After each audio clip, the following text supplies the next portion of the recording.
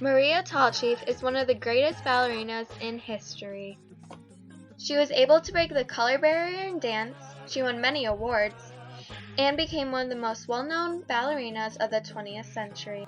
Maria was born on January 24, 1925, in Fairfax, Oklahoma on the Osage Indian Reservation. She lived with her mother, a Scots-Irish woman, Ruth Porter. She also lived with her father, Alexander Tallchief, who was an Osage Indian, who became wealthy from oil discovered on the Osage land. Maria had one younger sister named Marjorie. Although people know her as Maria, her family called her Betty Mooney. Growing up, Maria had always wanted to become a professional dancer. She had a very busy schedule as a kid. She practiced piano 1 hour before school, then she would practice another hour after school. Then she would attend ballet. At age 12, Maria had to choose between piano and dance. She chose dance. After she had given up piano, her father was furious. He told her that all his life he had paid for her lessons and it was time for her to get a job herself. That summer, a family friend told her that she could come to New York with her to help find a dancing job. At age 17, she set off for the big city. Soon after that, Maria was dancing for Serge Denham. That was when Maria's dance career began. Along with dancing with the Ballet Russe de Monte Carlo, she was a trailblazer for Native Americans in the world of ballet. Initially, Tallchief was treated with skepticism by members of the Russian troupe.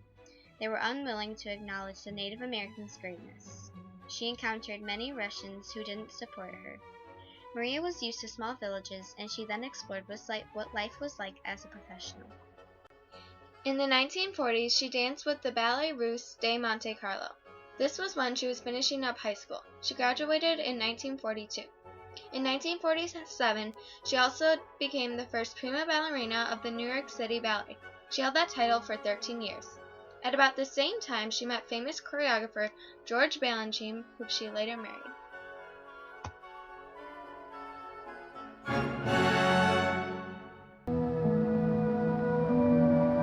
Your mother was wonderful in it.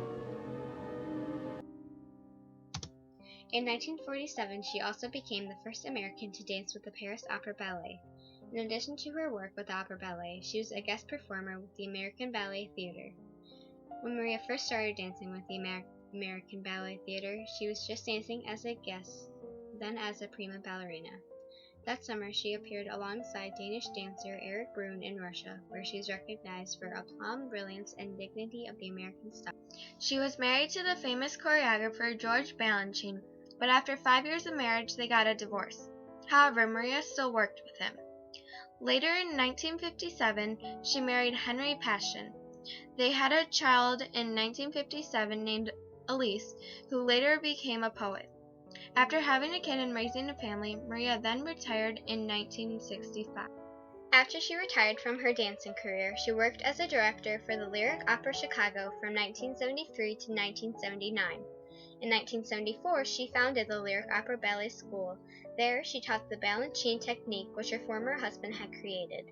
Explaining her teaching philosophy, she wrote, "New ideas are essential, but we must retain respect for the art of ballet.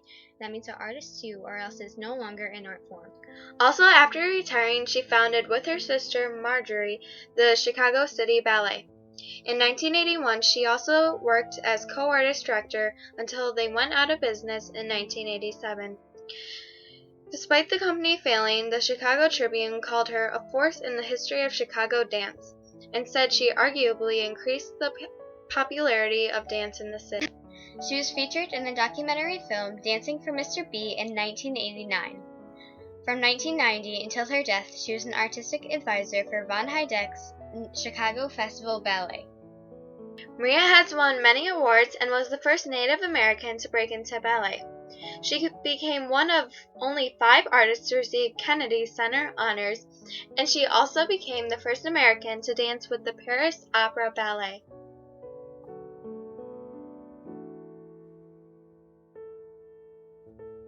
Very often, you are at the right place at the right time, but you don't know it.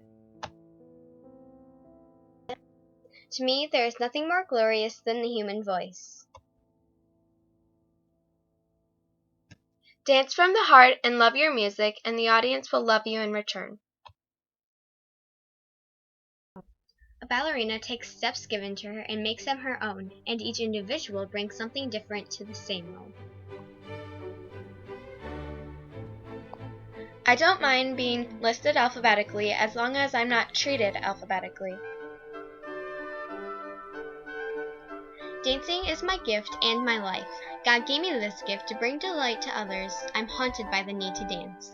It's the purest expression of every emotion, earthly and spiritual. It is happiness.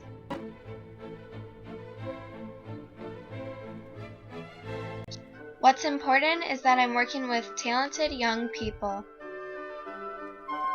Above all, I wanted to be appreciated as a prima ballerina who happened to be a Native American, never as someone who was an American Indian ballerina. From your first plie, you are learning to become an artist. In every sense of the word, you are poetry in motion. The Nutcracker absolutely was our staple every year. We even took it out to California in the summertime and danced it at the Greek Theater with great success. Why not? Christmas and summer.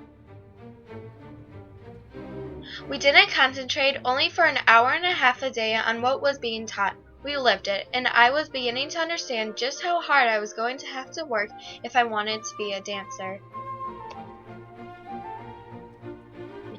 I think it is an inequality that Indians have to dance. They dance when they are happy, they dance when they're sad, they dance when they get married, and they dance when someone dies.